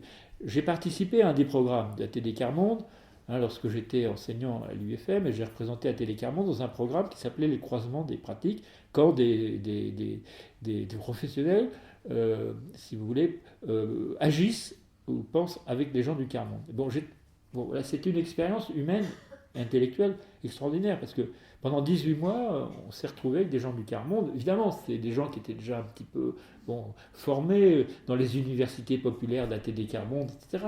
Mais j'ai découvert à quel point moi-même je pouvais résister. J'avais tendance à penser quand même que moi, ce que je disais, c'était quand même un peu plus, quand même un petit peu mieux. Enfin voilà, plus. Puis, et je me suis fait renvoyer un peu par des gens et qui m'ont dit leur souffrance, hein, d'être considérés comme des gens parce qu'on ne respectait pas leur dignité, hein, et j'ai compris quelque chose, hein. On dit que c'est des défavorisés. Et c'est terrible. Des défavorisés. Ça veut dire on les voit sur ce qu'ils n'ont pas, hein. Ils n'ont pas ceci, ils n'ont pas cela, ils n'ont pas d'argent, ils n'ont pas d'argent, etc. Donc on les voit sous leur face de manque. On les voit, mais on ne les voit pas avec ce qu'ils ont, hein. Et pour eux, c'est une terrible souffrance, hein. Alors j'ai compris qu'il n'y a pas de... Si on considère que les gens sont également dignes, Ils sont, je dirais, également dignes dans ce qu'ils sont, dans leur intelligence, de compréhension des mécanismes, etc. C'est pas des... Vous voyez, et moi, je sais maintenant que je sais qu'il y a des gens dévalorisés, mais défavorisés, je ne sais plus ce que ça veut dire. Pour moi, il n'y a pas de gens dévalorisés. Il y a des gens... excusez-moi, vous voyez, quand on se laisse aller, ce qu'on arrive à dire. Alors, il y a des gens défavorisés. Non, il n'y a pas de gens défavorisés. C'est nous qui les voyons avec le regard défavorisés. Et on n'est plus dans l'égale dignité. Déjà, on a cédé. Ils sont dévalorisés par nous. Et dévalorisés par le fait qu'on dise qu'ils sont défavorisés. Et une personne nous a dit, non, on n'est pas des gens défavorisés. Qu'est-ce que ça veut dire ? C'est vous qui projetez sur nous. Mais écoutez-nous. On est capable d'articuler des choses et de croiser nos savoirs à égalité. Et d'enrichir et d'avoir une intelligence collective qui sera beaucoup plus forte. Une intelligence. Donc le lien va se construire avec les plus pauvres, les plus démunis. C'est d'ailleurs exactement le message de Michel Serres, qui explique bien ça. C'est-à-dire que la fraternité, si vous voulez, elle s'éprouve dans notre rapport avec les plus pauvres. Et effectivement, c'est-à-dire que si une humanité qui renonce, si vous voulez, qui exclut les pauvres, qui tolère la misère, n'est plus une humanité. Il nous dit c'est autre chose. Et pour reprendre une parole d'un autre philosophe qui a bien compris les faiblesses des démocraties, qui était Tocqueville, dans La démocratie en Amérique, qui fait une critique terrible de la démocratie américaine, etc., tout en connaissant ses mérites, mais il dit, à un moment donné, avec nos principes d'exclusion, on arrive, il dit, au-dessous du niveau de l'humanité. J'ai retenu cette phrase. Voilà.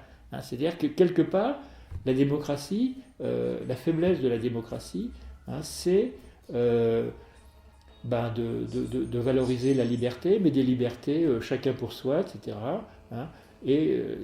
Donc il pointe, il dit au-dessous du niveau de l'humanité.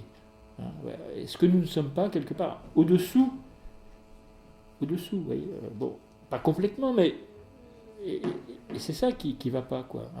Donc essayons d'en prendre conscience, mais pas de nous culpabiliser, bien sûr, parce que c'est facile de se culpabiliser. Ça on est coupable, oui, c'est pas bien, c'est ma faute, c'est ma très grande faute, mais ça fait pas avancer les choses. Prenons la responsabilité, passons de la culpabilité à la responsabilité. Parce que la culpabilité, alors ça m'amuse beaucoup. Ça m'amuse au second degré, comme Michel Serres qui disait nous sommes tous des frères, voilà la bonne nouvelle. Mais c'est que la culpabilité, c'est un sentiment, c'est ce qu'il y a de...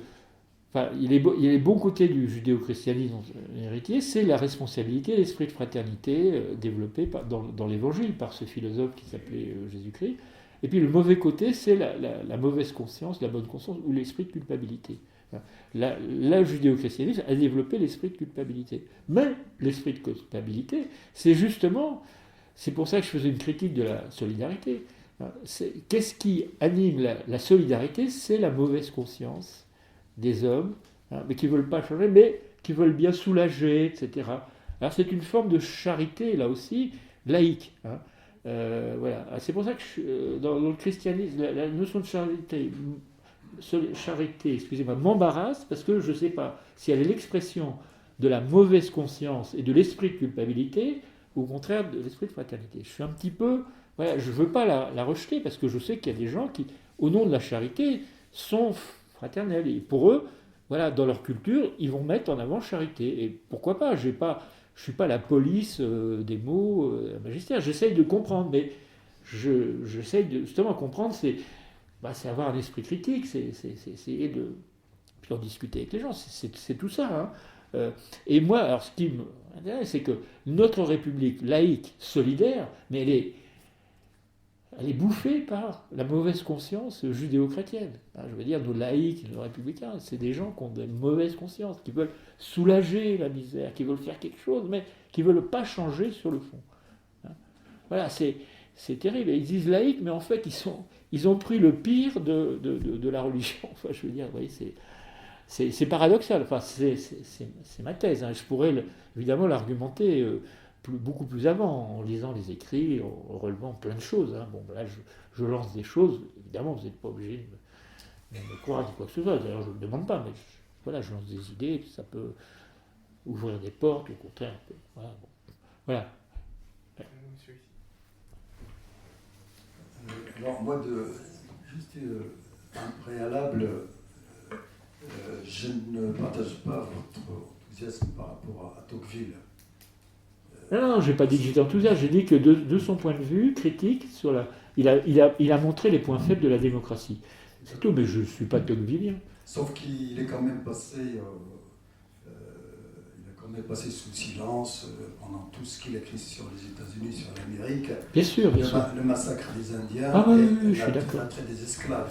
Tout ça ne lui a pas sauté aux yeux. Non, mais je suis tout à fait d'accord. Il a écrit des choses terribles sur des traités sur... oui, bon, il a fait preuve d'une certaine forme de racisme. Il y a de grandes lacunes, c'est pour ça que je m'étonne que vous l'appelez dans votre argumentaire pour ce qui est de la fraternité. Non. Je souligne qu'il pointe du doigt, c'est pas parce que c'est ça qui dit que des choses idiotes, hein.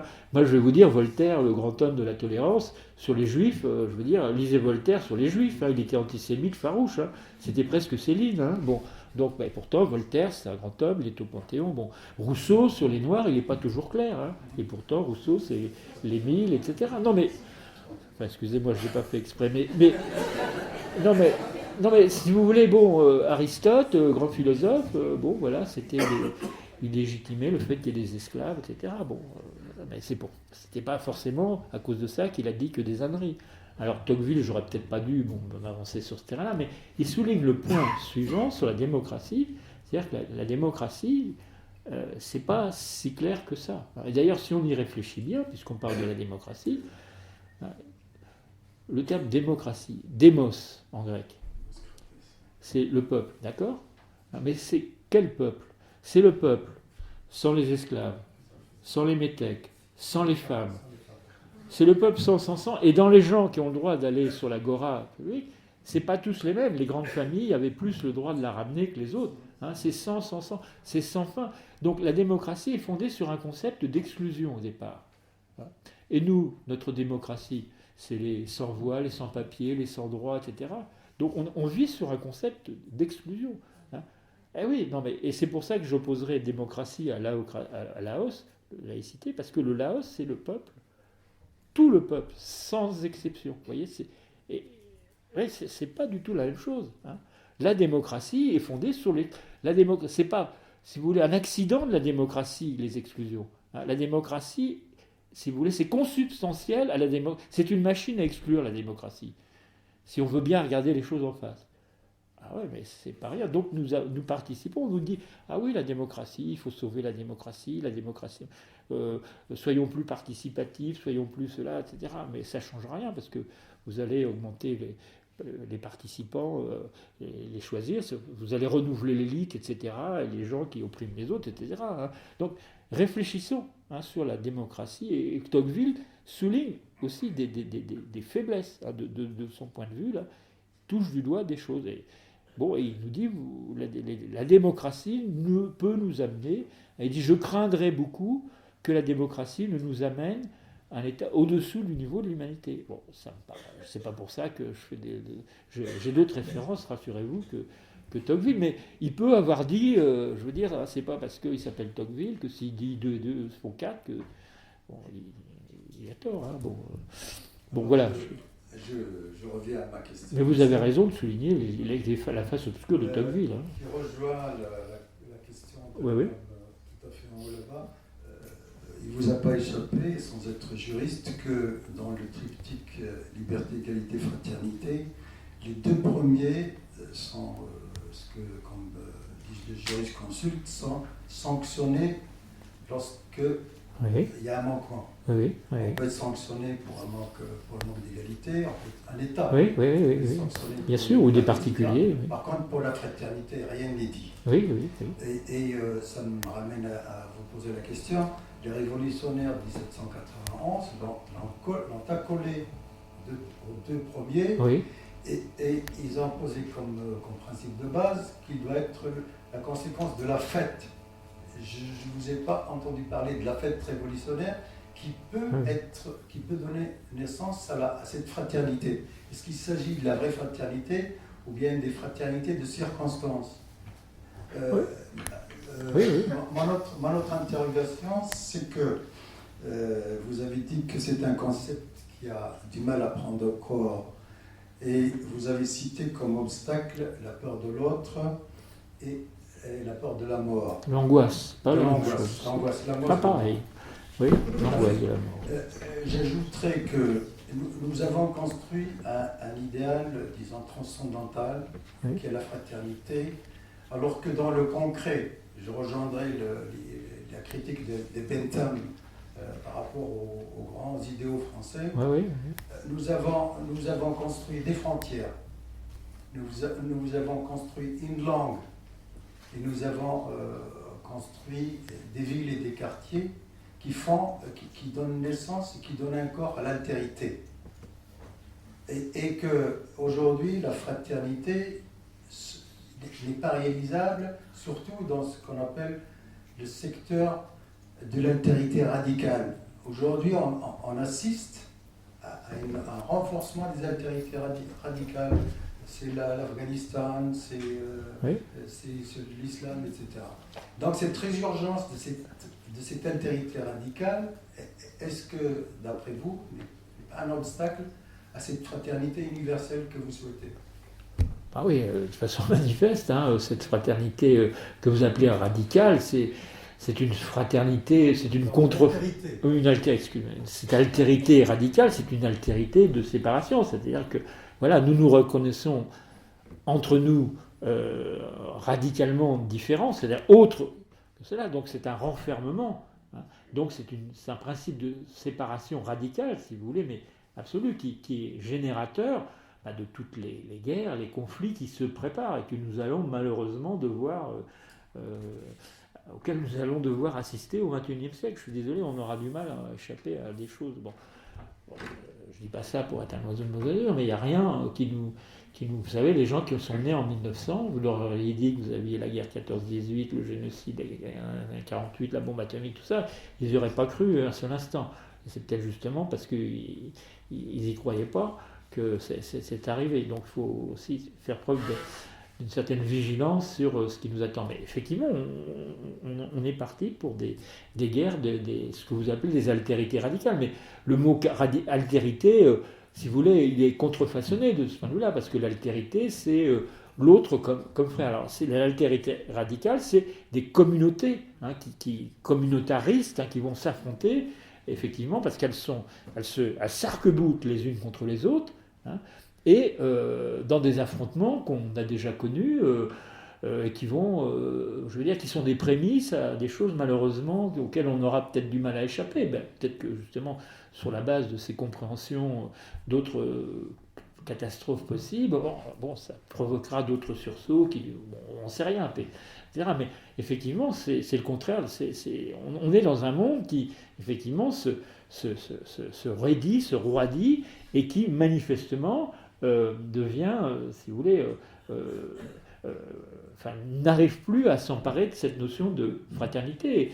Et l'idée, quand tous les hommes doivent agir les uns envers les autres dans l'esprit de fraternité, ça devient pratiquement dérisoire quand on voit le cours du monde, à peu de choses près. Donc, voilà. Alors, en ce qui concerne la fête, effectivement, la fête révolutionnaire, vous avez raison d'évoquer que pendant la Révolution française, la fraternité a été abordée, c'est pas des droits, il n'y a pas un droit à la fraternité. Les gens vont revendiquer des droits, liberté, parce que ça touche leur identité, c'est une reconnaissance d'eux comme être pouvant choisir, s'exprimer, etc. Ça fait partie du fondement de la dignité aussi. Ils peuvent revendiquer des droits d'égalité pour avoir une égale liberté, pas qu'il y en ait qui soient plus égaux que d'autres, ce que Marx traduisait par le renard libre dans le poulailler libre, c'est-à-dire que vous mettez le renard libre dans le poulailler libre, forcément on sait qui c'est qui va manger l'autre. Donc il y ait qu'une égale liberté, c'est-à-dire que la liberté du renard et de la poule, alors, ça veut dire que le renard ne soit plus renard et la poule soit plus poule. Enfin, vous voyez, donc ils redeviennent des... Voilà. Bon. Alors effectivement, vous avez raison, ça doit se traduire objectivement par des droits. C'est très important que ces droits soient opposables, sanctionnables, et que... voilà. Mais la fraternité, effectivement, vous avez vu qu'on est en décalage, c'est pas un droit, c'est ce qui rend possible les droits. C'est pour ça qu'elle a un statut différent, c'est parce que je serai fraternel, parce que je m'obligerai à être fraternel, que les libertés seront égales pour tous et les droits seront les mêmes pour tous. C'est la condition de possibilité et d'effectivité. Donc ça n'a pas le même statut. Alors, ce qui ne veut pas dire qu'on ne peut pas légiférer en mettant le principe de fraternité. Hein. Je veux dire, rien ne nous empêcherait des lois. On dirait, au nom de la fraternité, nous faisons cette loi-là, et non pas au nom de la solidarité, ce qui serait une approche juridique différente. Il y a des gens qui réfléchissent là-dessus, mais je ne veux pas entrer là-dedans, ça serait complexifié. Mais sur la question de la fête, bien sûr, moi j'ai rien contre la fête d'une certaine façon, parce que j'ai dit tout à l'heure que j'étais du côté de de la compréhension, de la raison et de la conscience. Hein. Bon, je veux dire, mais de la raison et de la conscience qui nous humanise, pas une raison, je dirais, qui nous détourne de notre humanité. Mais la fraternité, ça peut être aussi un sentiment, si ça sert à nous ressentir, à avoir des expériences où nous nous ressentons comme des êtres humains. Nous faisons une expérience où, effectivement, voilà, il y a une espèce d'ouverture, d'abondance, le sentiment d'une espèce de profusion qui me laisse configurer que nous pouvons, c'est ce que disait Kant, nous ressentir comme des êtres humains. Nous ressentir comme des êtres humains tous. À ce moment-là, dans la fête révolutionnaire, il n'y a plus le riche, le pauvre, etc. Il y a une espèce de... sans que ça soit une confusion. Mais alors, si vous voulez, la fête, il faut l'articuler au reste, parce que moi je ne crois pas à la fête toute seule. Parce que d'abord, la fête, c'est des moments particuliers. Vous ne faites pas tous les jours la fête. Hein. Si vous mangez un gâteau, vous mettez une cerise, ça serait... mais vous ne mangez pas tous les jours des gâteaux avec des cerises. Hein. Bon. Donc, de façon très réaliste, bon, il n'y a pas la fête tous les jours. Et qu'est-ce que vous faites quand ce n'est pas la fête? Hein. Vous vivez prosaïquement la vie quotidienne, où il s'agit aussi d'être fraternel. Et vous pouvez, en vous appuyant sur l'expérience de la fête positive et de la joie que ça à ce moment-là, dans la vie quotidienne, de façon très, très prosaïque, continuer à ressentir ce sentiment-là, qui est un sentiment d'humanité, et qui est un sentiment, si vous voulez, qui n'est pas un sentiment sentimental. Parce que moi, ce que je crains avec la fête, c'est la version télé-évangéliste de la fête de la fraternité, selon Ségolène Royal. Fraternité. Bon, d'accord, c'est gentil, je ne doute pas que ça soit une femme sincère, c'est pas le problème. Bon, mais le reste du temps, elle ne donne pas forcément l'expérience. Je voudrais bien voir les programmes, ce n'est pas forcément des programmes de fraternité, où ça se saurait. Hein. Bon, voilà, j'ai cette réserve-là par rapport à la fête. Hein. Mais autrement, bien sûr, c'est des moments forts. Mais la fraternité, elle doit se vivre au quotidien. Ce n'est pas des moments exceptionnels. Voilà, la fraternité, ce n'est pas réservé, si vous voulez, au dimanche. Hein, et puis après, le lundi, c'est pas le dimanche de la vie. Hein, ou alors, ça devrait être tous les jours dimanche, mais on sait que c'est pas possible. Donc le lundi, il faut que ça soit un petit peu le dimanche quand même, et que le mardi, ça soit un petit peu le dimanche, etc. Et ça, c'est là le travail de la fraternité. C'est un vrai travail, et qui suppose alors, si vous voulez, je ne veux pas dissocier la compréhension, c'est-à-dire la raison, l'intellect, l'intelligence, du sentiment, du ressentir humain, du cœur. Et moi, si vous voulez, j'en appelle d'une certaine façon, hein, le travail de la fraternité soit fait par des gens qui ont, j'aime bien cette expression d'Hannah Arendt, un cœur intelligent. Hein, vous associez le cœur et l'intelligence. Hein, un cœur intelligent. Parce que souvent on peut avoir un cœur, mais sans intelligence, ça devient du sentiment, et une intelligence sans cœur, ça devient creux, rhétorique, ou quelque chose. Donc avoir un cœur intelligent, ça suppose de nous unifier, hein, de nous recomposer comme être humain. Un être humain, c'est quelqu'un qui vit et agit avec un cœur intelligent. Hein, nous agirons les uns envers les autres dans l'esprit de fraternité. L'esprit de fraternité, pour moi, c'est avoir un cœur intelligent. Donc nous réunifier. Et donc être fraternel avec nous-mêmes. Bah oui, la première fraternité, c'est d'être frère avec nous-mêmes. D'être unifié, pas séparé, divisé. Et dans des contradictions, dans des schizophrénies, où on dit une chose, on en fait une autre, etc. Et on est ballotté, hein, on est des êtres ballottés ou ballants. Hein. Un ethnologue, Leroy-Gourand, disait que la pensée de l'homme, hein, c'était un paléontologue, etc. Et il dit, on a une pensée ballante. On est ballant. Hein, on a un peu de cœur, un peu de machin. On est divisé, fragmenté, on n'y voit pas clair. Hein, on est une espèce voilà, et on souffre de ça. Et on est dans la confusion. Et la confusion de l'humanité. Donc voilà, ça m'inspire ça, votre réflexion sur la fête. Alors je ne suis pas contre la fête, mais une fête intelligente, vous voyez, parce que dans la fête, on est dans le cœur, mais il faut que la fête soit intelligente. Hein, c'est-à-dire, nous rappelle que le lundi, il faut continuer la fraternité. Hein. Le lundi matin, bon, on est un peu fatigué, on a fait la fête, on n'a pas forcément ce courage. Hein. Donc, unifier ça. Hein. Et je dirais même plus, d'une certaine façon, il y a trois dimensions dans l'homme. Hein.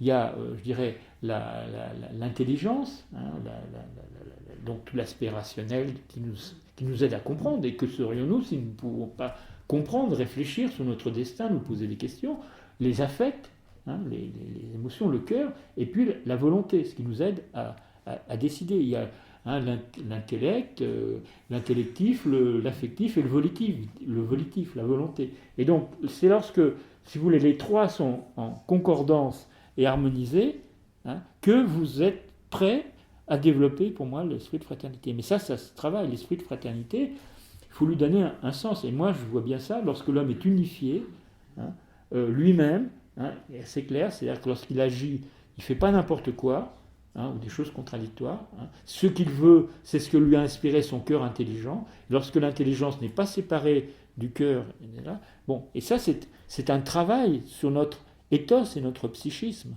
Hein. Et c'est ça le travail de civilisation. Et c'est ça le travail de fraternité. Et ça, c'est difficile. Hein. C'est pour ça que c'est difficile. Lorsque je dis ça, j'essaye de regarder la fraternité de près. Hein. Et encore une fois, la phrase d'Alain, la fraternité, c'est difficile de près. Et là, de près. Vous voyez bien que quand je vous dis ça, là, vous dites, oula, oui, effectivement.